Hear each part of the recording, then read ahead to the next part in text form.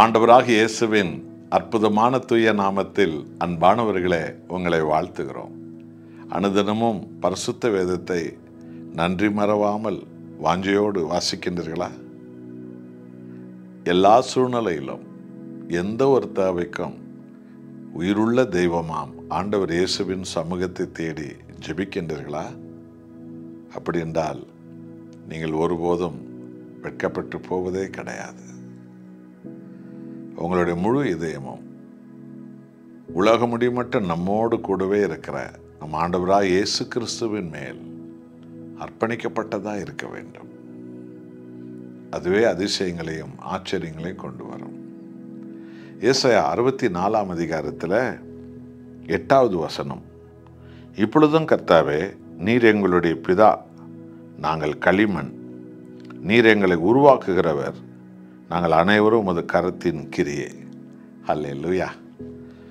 ஒவ்வொரு வீட்டிலும் சமைக்க ஒரு பாத்திரம், குளிக்க ஒரு பாத்திரம், சாப்பிட ஒரு பாத்திரம், தண்ணீர் பருக ஒரு பாத்திரம், பல பொருட்களை பயன்படுத்த பல பாத்திரம் என்று ஏராளமான பாத்திரங்கள் இருக்கலாம்.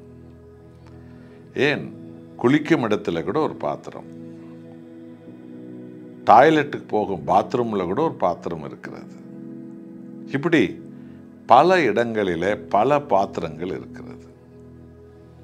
ஆனால் எல்லா பாத்திரமும் முக்கியமானது தான். அதே நேரத்தில் மிகவும் கனத்துக்குரிய ஒரு பாத்திரம் ஒன்று இருக்கிறது. அது என்ன தெரியுமா?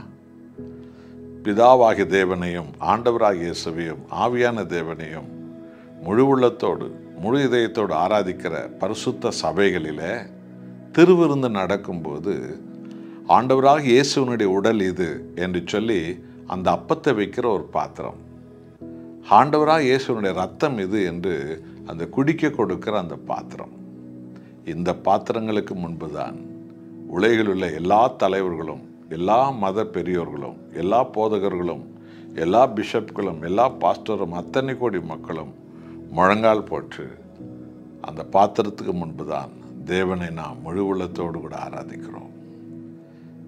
அது எவ்வளவு பெரிய வெளியேற பெற்ற பாத்திரம் என்று எண்ணி பார்த்தீர்களா? இப்படித்தான் நம்முடைய பிதாவாகிய தேவன் களிமண்ணாய் இருக்கிற நம்ம எல்லாம் அவருடைய பலத்த கையினால இந்த விசேஷித்த பாத்திரமாக மாற்றுகிறவராய் இருக்கிறார். ஆகவே நண்பான தேவ ஜனங்களே, மனித வாழ்வில் எல்லா பாத்திரங்களும் ரொம்ப முக்கியம்தான். ஆனால் இந்த குறிப்பிட்ட பாத்திரங்களுக்கு முன்புதான் மனித குலமே முழங்கால் போட்டு தேவனை மகிமைப்படுத்தி கனப்படுத்துகிறார்கள். இந்த பாத்திரம் எவ்வளவு முக்கியம் என்று உங்களுக்கு தெரிகிறதா? இயேசுவின் உடலை சார்ந்த தூக்கும் அந்த பாத்திரம், இயேசு இரத்தத்தை சுமக்கும் அந்த பாத்திரம். அப்படிப்பட்ட பாத்திரமாய் நம்மை மாற்றும்படி நம்முடைய பிதாவிடத்தில் நாம் வேண்டிக் கொள்வோமா? தேவனே, நாம் ஜெபம் செய்வோம். அன்புள்ள பிதாவே, நாங்கள் எல்லோரும் களிமண், ஆனால் நீரோ பல பாத்திரங்களை உருவாக்கினாலும் வெளியேறப்பெற்ற இரத்தத்தை தாங்கும், இயேசுவின் இரத்தத்தை தாங்க ஒரு பாத்திரம், ஆண்டவராய் இயேசுவின் உடலை சுமக்க ஒரு பாத்திரம், உலகமே அதற்கு முன்பு முழங்கால் போடும் அந்த பாத்திரம் போல நாங்கள் மாற எங்களை முழுவதுமாக உம்முடைய கையில் நாங்கள் தருகிறோம். வெளியேறப்பெற்ற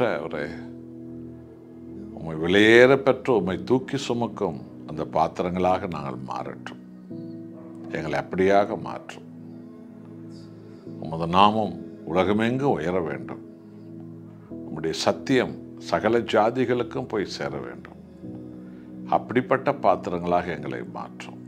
உம்மை மகிமைப்படுத்துகிறோம். இயேசு நாமத்தில் பிதாவே, ஆமென்.